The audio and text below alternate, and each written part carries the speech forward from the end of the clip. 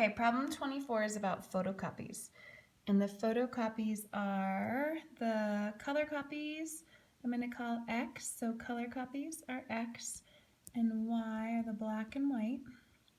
And the color copies are 49 cents.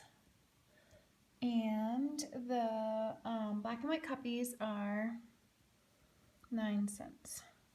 And so basically the copies, Shirley's bill came to, what did her bill come to? $12.90. So if you put those together, right?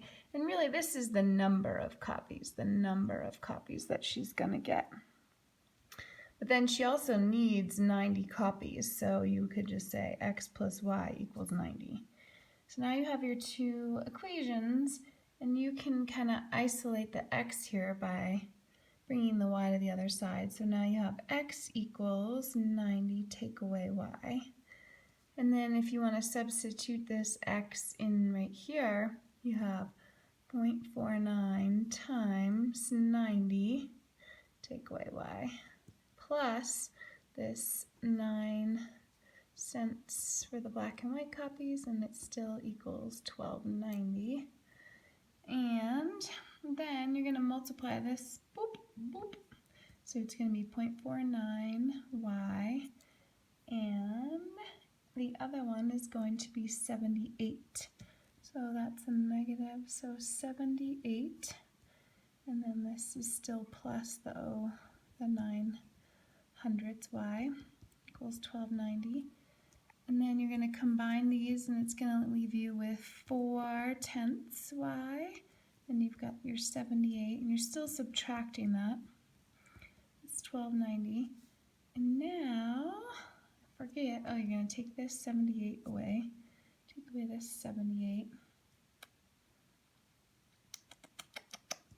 And what did I do over here? Oh, I know. This was not 78 up here. I was doing my math from before. This was actually $44.10. $44.10. So now I'm not taking away 78 here. I'm taking away $44.10. So I'm going to take that down, and that is going to be $31.20, but it's negative. And then over here you still have this 0.4y. So you're going to divide by 0.4, divide by 0.4, and when you divide by 0.4, you're going to get y, or the black and white copies, are going to be 78 copies. And then you're going to stick that 78 back in up here. X plus y equals 90. And if y is 78, you can see that x would be, take away 78, is going to leave you with x being 12. So that's problem 24. I'm just going to waste a bunch of paper here. Problem 30 is about pistachios and almonds. So I said let x be the pistachios, but again, the number of pounds of pistachios. Pistachios. I don't know how you make all these videos, Joe. And y is almonds. And when you add x and y together, it's going to add up to 50 pounds. I got to reread the problem. So problem 30, where are you? Okay, so the pistachios are $12 per pound. So 12x plus 10y. So sometimes I have different numbers than you do in your book, Joe, just FYI. So $10 per pound for the almonds. And then when you have that, you're going to have a 50-pound mixture that sells for $10.80. So you're going to have to multiply $10.80 per pound. Multiply this times this. So now, with that being said, I'm going to isolate x and say x equals 50 minus y. Then I'm going to substitute that whole thing in here. So 12 times 50 minus y plus 10y equals 10 times, or $10.80 times 50 was 540. And then 12 times 50 was 600. Take away 12y plus 10y equals 540. And now, oops, this is 12y. So this is going to leave you with negative 2y. This is 540. And then you have your 600 here, but I'm going to get rid of it. And that is going to leave me with a negative 60 and a negative 2y. Divide by negative 2, divide by negative 2. And y becomes 30. Now that I know that y is 30, I can just stick it real quick back into the other one and figure out that x is, so y plus x equals 50 pounds. So y is 30 plus x equals 50. Then of course x is going to be 20 pounds of almonds. No, 20 pounds of pistachios is x. And then y is 30 pounds of almonds. All right, next problem. I'm trying to get all these done before my chicklets get home from ski school and interrupt everything.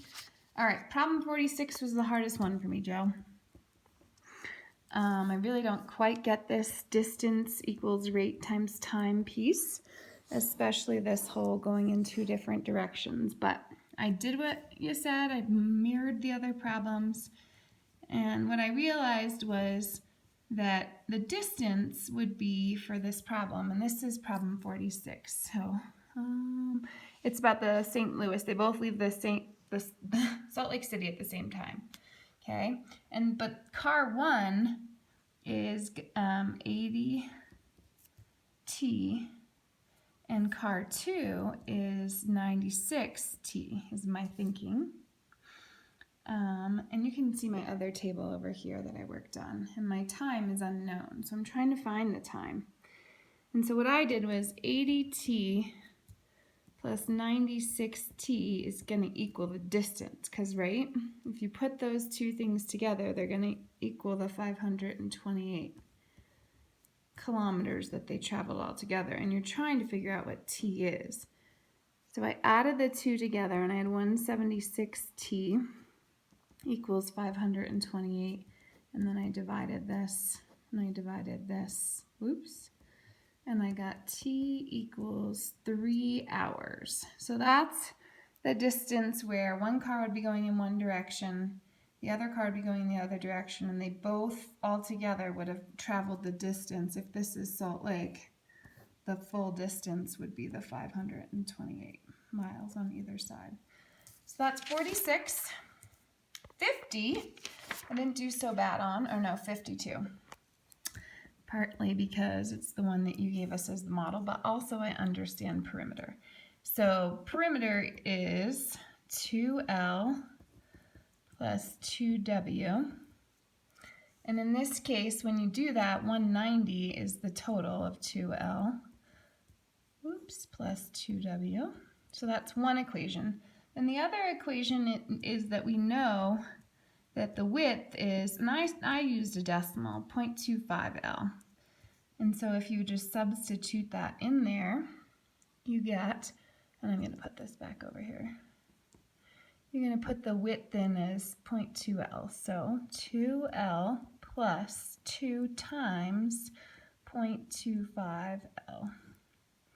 And what you find out when you multiply 2 times 0.25, it becomes 5/10 L, and then this is 2L, and when you add those together you get 2.5L, and that's 90, and if you divide 2.5 on each side, you find out that the length is 76, and so same thing, if you know that the length is 76, so 2 times 96, right, plus 2W equals 190, then you can figure out what the width is. So 2 times 96, 76. See, that's the biggest problem, right? Is 152, and then you have your 2W equals 190. So take away 152 from both sides. Woo! This is going to leave you on this side with 38. And then you still have your 2w over here. And then you divide that by 2. Divide that by 2. And you get the width is 19. Those are the dimensions. Done.